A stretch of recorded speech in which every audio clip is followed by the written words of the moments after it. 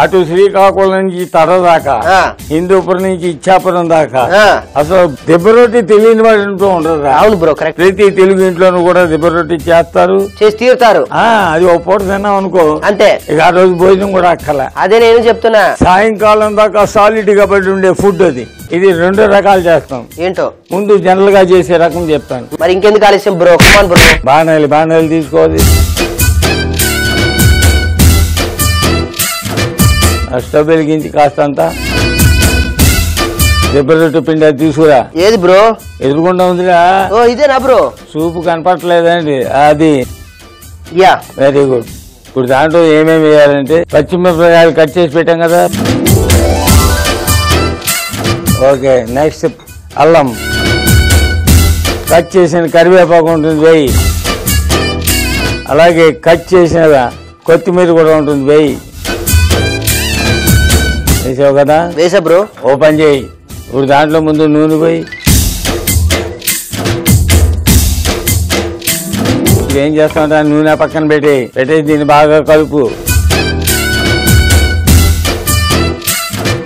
Okay, కలిపావా? ఇప్పుడు ఉల్లిపాయలు వేయచ్చా బ్రో? వేయాలిగా.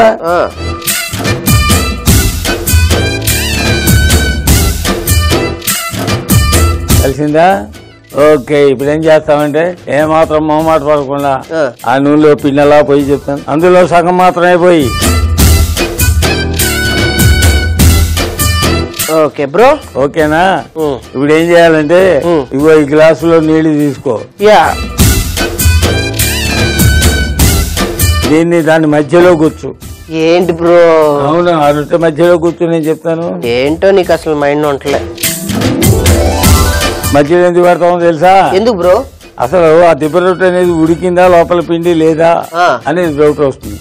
అలా పెట్టినందువల్ల మొత్తం ఉడుకుతుంది అనమాట. లేకపోతే పిండిగా ఉంటుంది. రొట్టె పూర్తిగా మరి కాదు కదా. అంతే బ్రో. మనం ప్యాంటు కూడా ఫ్యాషన్ గా కొత్తగా వచ్చినప్పుడు కత్తిరించేటప్పుడు మూత తీసుకుని పెట్టు.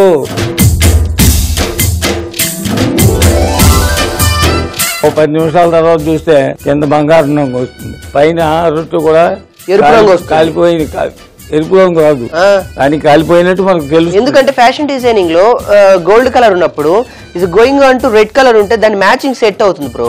అలానే వంటలో కూడా మనం అలా మ్యాచింగ్ చూసుకుంటే బాగుంటదేమో నా ఉద్దేశం బ్రో. నీకు పూర్తిగా పిచ్చెక్కాక అదే పని చేద్దాం. ఇప్పుడు ఏం నెక్స్ట్ ప్రాసెస్ బ్రో? మూతి. యా, అబ్బ బ్రో భలే పొంగింది. నీళ్ళు వేడికాయా? ఎక్కే. దాని అర్థం ఏంటి? చుట్టూ ఉన్న పిండి కూడా ఉడికింది అని. ముందు గ్లాస్ తీసేయి. పిండి అలానే ఉంది బ్రో. నీకు ఆ భయం అక్కర్లేదు, దాన్ని అలాగే తీసి తిరగాయి. వేసేదా? ఎలా ఉంది ఇప్పుడు అది? అసలు ఈ దిబ్బరొట్టె చూస్తుంటే ఇప్పుడే తినేయాలనిపిస్తుంది బ్రో. ఆగు, నోరు కాలుతుంది, జాగ్రత్త. ఈ రకంగా దిబ్బరొట్టె వేస్తారని ఫస్ట్ టైం బ్రో నాకు తెలిసింది. ఇంకో రకం కూడా చూపిస్తా కదా. Very easiest. అబ్బా, అంత ఈజియెస్టా? అయినా పల్లెటూరులో అందుకేరా ఈ ఒక్క ఐటమ్ చేసుకుంటే చాలు, వేరే ఏం బ్రేక్ఫాస్ట్ అక్కర్లా. ఒక 3 రోజులు తినొచ్చు దీనే. దిబ్బరొట్టె భలే ఉంది బాబాయ్. నా దెబ్బరొట్టు బానే ఉంది కానీ నీ ఫ్యాషన్ డిజైన్ బాగోలేదురా. నాకు డోకు వచ్చేలా ఉంది. పోయి అదే అది చూడలేక నేనే చచ్చిపోతున్నా. పోయి బట్టలు మార్చుకురా. ఎందుకు మార్చుకురా? అదే వై? ఎవరైనా కస్టమర్లు వచ్చారనుకో, ఓకే, పొరపాటున ఎక్కడైనా అడుక్కునే వాళ్ళ ఇంటికి వచ్చామా అని భయపడి వెనక్కి వెళ్ళిపోతారు. బాబాయ్ హోటల్ దేవాలయ తీస్తుందిరా, నీకు దండం పెడతారా? పోయి బట్టలు మార్చు. బాబాయ్ నాకు మంచి ఐడియా ఇచ్చాను. తిరితే తిట్టావు కానీ ఎక్కడో ఫ్యాషన్ డిజైనింగ్ చేయడం ఎందుకు? హోటల్లోనే ఫ్యాషన్ డిజైనింగ్ పెడతా కదా. వచ్చిన వాళ్ళందరూ కత్తిరిచ్చేసాం అనుకో, వాళ్ళకి అది తిన్నట్టు ఉంటది, హ్యాపీగా వాళ్ళు డిజైన్ చేయించుకున్నట్టు కూడా ఉంటది కదా. బాబాయ్ కత్తితో కూడా డిజైన్ చేయొచ్చు తెలుసా? ఏం కోస్తావు బాబాయ్? ప్యాంట్ చింపుతా. You know this. చింపడం కాదు design. You know this value. వైరే పోరా, పోయి ముందు బట్టలు మార్చుకురా. కొత్త డిజైన్ చేసుకుని వస్తాను. సరే సావు. బాబాయ్ నేను వెళ్ళేది బట్టలు మార్చుకోవడానికి అనుకుంటున్నావు కదా? అది కాదు కాదు కాదు పక్కింటి పాపాయ అమ్మ కూతురు ఉంది కదా, ఆమెకి ఏదో కొంచెం డిజైన్స్ లో ఏదో కొత్త కొత్త మార్పులు చేర్పులు కావాలంట వాళ్ళ అమ్మాయికి. వాళ్ళ అమ్మాయికి. దట్స్ వై పాపాయ అమ్మ నాకు కవర్ పెట్టింది. పాపాయ అమ్మని వాళ్ళ కూతుర్ని ఇద్దరిని నా డ్రెస్ కొత్త ఫ్యాషన్స్ తో చేంజ్ చేసి వచ్చేస్తాను. ఓకేనా బ్రో? టేక్ కేర్ ఇన్ దిబ్బరొట్టెస్. వెళ్ళు, నీ ఒళ్ళు దిబ్బరొట్టె అయిపోద్దు రే. అక్కడ మొన్న మొగుడిని కూతుర్ని కూడా చీపులుగా తీసి కొట్టిందంట అన్నాసి. ఇదిగా టేస్ట్ ఉండలేదు బాబాయ్, కలరింగ్ ఉండలేదు. ఏమంటావేంటి? ఆ పాపాయమ్మ ఇంటికి వెళ్ళానా? ఏమండి మీకేం డౌట్స్ ఉన్నాయో చెప్పండి, మిమ్మల్ని కొత్తగా అందంగా చూపిస్తానన్నా. పాపాయమ్మ 60 ఏళ్ళ బాబాయ్ ఒక విషయం చెప్పంటావా, వయసుగా ఉన్న వాళ్ళని అందంగా చూపించడంలో పెద్దగా మనం కష్టపడాల్సిన అవసరం లేదు. మీలాంటి ముసలోళ్ళనే కాస్త అందంగా చూపించామనుకో, ఇది మన క్రియేటివిటీ బయటపడుతుంది కదా. అంటే ఆమె ఏమందో తెలుసా, కట్టెన్ చాటును దాక్కొని నేను బయటికి రాను, కావాలంటే ఇదే కట్టని నాకు డ్రెస్ లా కుట్టండి అండి. అదేంటి నాకు అర్థంగా, కట్టని డ్రెస్ లా కుట్టడం ఏంటి? వెళ్ళేటప్పుడు ఇది కూడా తీసుకెళ్ళపోయా. ఎందుకు ఇది ఎక్కడ పెట్టాలి తీసుకెళ్ళి? కాదు నేను కొట్టడానికి పాపం ఆవిడ దగ్గర ఆయుధం ఉందో లేదో అంటే నా ఆయుధాన్ని నేనే తీసుకెళ్లాలా? అంతే కదా. అది అయిపోయింది, తీసేదండి. అయిపోయిందా బాబాయ్? భలే ఉంది బాబాయ్ ఇది మాత్రం. బాగుందా?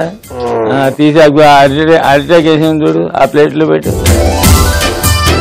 ఈ డిబ్బ రొట్టించుకొని ఒక్కటి కొడతావా? ఎవరిని కొడతావురా? ఇంకోటి వేద్దామా? మరి ఇంకో రకంగా వేస్తే బాగుంటుంది కదా. ఇంకో రకంగా వేస్తావా? అదే ఒకే రకంగా వేస్తే అలాగా. వావ్, ఇది ఎలా వేస్తావు? ఇప్పుడు పిండి ఇదే ఉంటుంది. అర్థమైందా? ఇప్పుడు తమాషాగా ఏం చేస్తావు, దాన్ని మళ్ళీ నూనె కోస్తావు. నూనె కోసిన తర్వాత నానబెట్టిన మినుములు ఉన్నాయే, నానబెట్టిన మినుములు ఉన్నాయి కదా అక్కడ చూడు, పక్కనే ఉన్నాయి. జాగ్రత్త, అన్నీ కాకుండా కొన్ని వేయి చెప్తాను. అలాగే కొంచెం పసుపు కూడా వేయి. 1-2 మిరపకాయలు, ఎండు మిరపకాయలు కొంచెం వేగిందేమో చూస్తే తర్వాత ఈ పిండి వేసి ఇందాక ఎలా వేసావు అలాగా. ఏంటో ఇందాక ఎలా వేసావు ఈ పిండి అలాగే వేసేయి. ఏంటో విచిత్రంగా వేస్తున్నావు.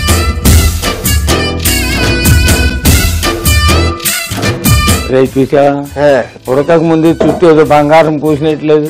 అవునవును, ఈ గ్లాస్ మళ్ళీ అలాగే పెట్టు. మళ్ళీ ఇదే గ్లాస్ మళ్ళీ పెట్టినా దాంట్లో ముంచు. అది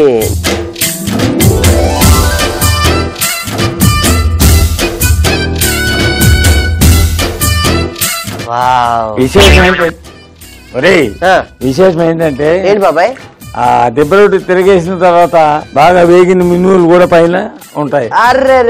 అక్కడక్కడ అలా కనపడుతుంటాయి, ఉంటాయి. ఎండు మిరపకాయలు కూడా ఉంటాయి. కాస్త కారం ఇష్టం లేని వాళ్ళు మిరపకాయతో తింటారు, ఇష్టం లేని వాళ్ళు మిరపకాయ తీసేసి తింటారు. చూసావు బాబాయ్, నీకు నాకు పెద్ద తేడా ఏం లేదు. యువర్ ఆల్సో వంట ప్రొఫెషనల్ డిజైనర్ ఫ్యాషన్, నేనేంటంటే జస్ట్ డ్రెస్సులు డిజైన్ చేస్తాను. ఇప్పుడు నువ్వు చేసిన ఈ దిబ్బ రొట్టెని కాస్త స్టైలిష్ గా ఫ్యాషన్ చేయనా? చేస్తాను. ఇప్పుడు ఈ పక్కకు వచ్చిన ఈ మిరపకాయలలో చూసారా, దీన్ని మనం సరదాగా అలా ఈ మిరపకాయని సరదాగా ఇలా అబ్బో బొర్ర పని చేస్తారు అలా గుచ్చేయాలి లోపలికి. దాని తర్వాత దీని మీద సరదాగా మినుములు ఇలా రౌండ్ గా గ్యాన్స్ చేసుకొని బొర్ర పని చేస్తుంది. ఇప్పుడు ఇలా పెట్టేసాం అనుకో, దాని తర్వాత ఉంటది బాబాయ్ చూడటానికి గాను తినడానికి అదిరిపోద్ది. ఒకసారి మౌత్ చూడు, మరి తీయాలంటే మరి ఇది వాడాల్సిందే. జాతర పిండికి గాని రొట్టికి గాని ఆ బట్ట తగలకూడదు.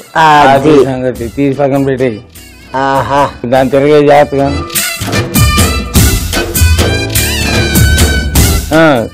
వేసేయి. మినుములు కూడా బాబాయ్ అంచులు కన్నా పిండి అంటిందా అని చూస్తున్నా, అంటకుండా జాగ్రత్తగా వేసావు, బాగుంది. వెరీ గుడ్ బాబాయ్.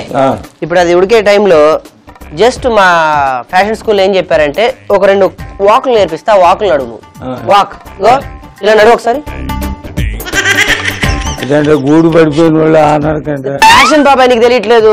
గూడు పడిపోయిన అలా నీకు ఒక మంచి డ్రెస్ వేసి ఫ్యాషన్ డిజైనింగ్ ర్యాంప్ వాక్ చేస్తే ఉంటది నీకు.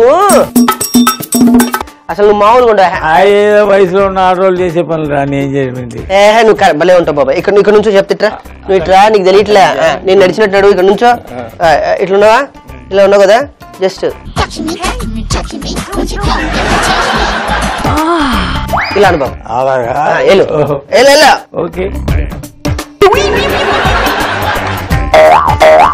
హలో హలో హలో, నేను అంటుంది ఫ్యాషన్ గా వెళ్ళమని. నీకంటే ఫ్యాషన్ గా అబ్బే నువ్వు వెళ్ళట్లే చూడు, వయసుకి ఇదే ఫ్యాషన్. మన ఇద్దరం కలిసి వెళ్దాం. అట్ట నడవద్దు, ఫ్యాషన్ గా నడవాలి. మరి నువ్వు మొగాళ్ళనే నడవట్లేదే. యా మరి యా పెట్టు, ముద్దు పెట్టు. నువ్వు ఉన్నావు కదా పక్కన. ఓ థ్యాంక్ యూ. బాలే నీకు మంచి ఫ్యూచర్ ఉంది బాబాయ్. అబ్బా రొట్టె ఉడికిపోయింది, తీ జాగ్రత్తగా. కావాలని కొట్టావు కదా బాబాయ్. ఇంకా కొట్లా తీస్తున్నా, చూస్తున్నా.